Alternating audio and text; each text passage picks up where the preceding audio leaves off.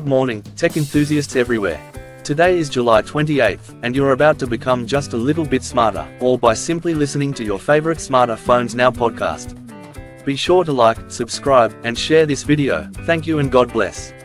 Alright, let's dive into the world of camera lenses, because whether you're a pro photographer or just snapping pics on your smartphone, lenses are the heart of great images. I'm gonna break down the different types of camera lenses, their connections, and how DSLR lenses stack up against the ones in your smartphone. Buckle up, it's gonna be a quick ride.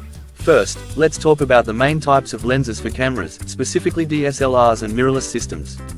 You've got your prime lenses, which have a fixed focal length, like a 50mm or an 85mm. These are super sharp, great for portraits or low-light shots, but you can't zoom in or out. Then you've got zoom lenses, like a 24-70mm or 7200mm, which let you adjust the focal length for versatility. They're perfect for everything from landscapes to sports. There are also wide-angle lenses, think 16 to 35mm, for capturing big scenes like cityscapes, and telephoto lenses, like 100 to 400mm, for zooming in on distant subjects, like wildlife. Lastly, macro lenses are your go-to for close-ups, like photographing a dewdrop on a leaf. Each lens type serves a purpose, and photographers mix and match based on the shot they're chasing. Now, let's talk connections, or lens mounts, because not every lens fits every camera. DSLR and mirrorless cameras use specific mounts, like Canon's R4RF mount, Nikon's R4Z mount, or Sony's E-mount for their mirrorless systems. These mounts are like a handshake between the lens and camera body, ensuring they communicate properly for autofocus and aperture control. If you try to slap a Canon lens on a Nikon body without an adapter, it's not gonna work. It's like trying to plug a USB-C cable into an old-school USB-A port. Adapters exist, but they can slow down performance or limit features, so sticking to native mounts is usually the way to go. So, how do DSLR lenses compare to the ones in your smartphone? It's like comparing a Swiss Army knife to a full toolbox. DSLR lenses are physically larger, built with high-quality glass, and designed for precision.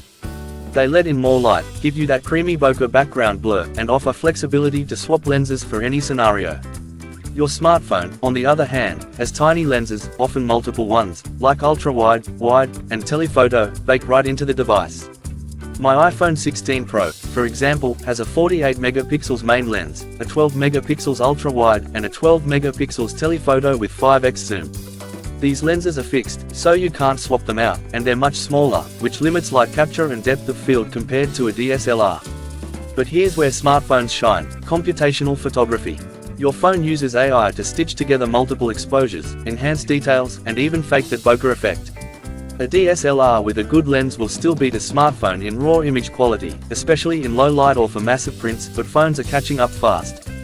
For most casual shooters, the convenience of a smartphone, with its tiny lenses and AI smarts, is more than enough for Instagram-worthy shots. Alright, folks, that's your 2-minute crash course on camera lenses.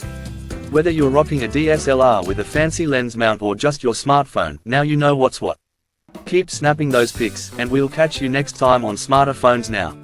Disclaimer: this article was produced with the help of AI and some very smart smartphones. This article is for entertainment purposes only.